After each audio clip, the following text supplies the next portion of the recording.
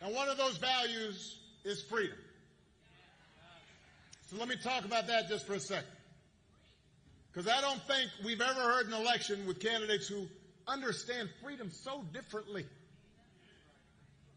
For Donald Trump and his cronies, freedom means just getting away with stuff. It's like he said in the middle of the pandemic. I don't know if people remember this. I remembered it because I was paying attention. People were dying. Our hospitals were overrun. He's the President of the United States, and at one point he said, I don't take any responsibility at all. I am not sure any American president has ever uttered those words. But that's his idea of freedom. I do what I want, and I'm not responsible for anything. Well, we've got a broader idea of freedom. We believe in the freedom to provide for our families if we're willing to work. The freedom to breathe clean air and drink clean water and send our kids to school without worrying if they'll come home. We believe that true freedom gives each of us the right to make decisions about our own life. And it requires us to recognize other people have the freedom to make different choices than the choices we might make. You know, even on the most divisive issues, I've always said there are good people of conscience on both sides of the abortion divide. I respect anybody whose faith tells them that this is not something they believe in. I understand that. But if we believe in freedom, then we should at least agree that such a deeply personal decision should be made by the woman whose body is involved and not by politicians.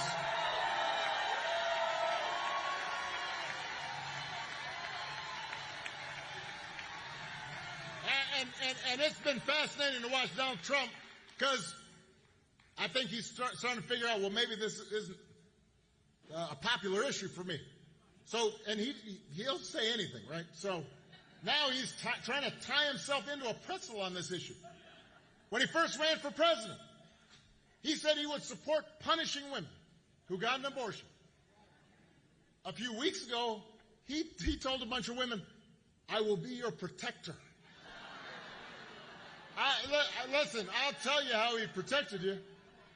He handpicked 3 of the Supreme Court judges who overturned Roe versus Wade. He went out there and bragged about it. Now there are Trump abortion bans in 20 states, many of them with no exception for rape or incest. And he's out there saying, everybody wanted it this way. No, they didn't. So Donald Trump may be confused.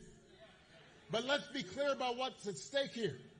If you send Jackie Rosen back to the Senate, she and Catherine Cortez Masto will vote to restore the reproductive freedom that women had for nearly 50 years. And if Congress passes that bill, Kamala Harris will sign it into law.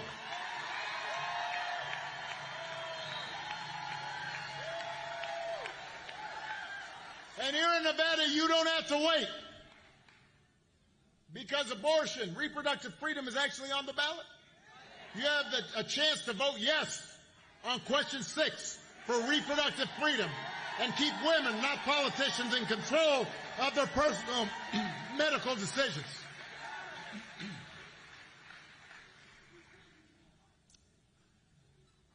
It's an example of how, as frustrating as politics can be sometimes, elections really do matter.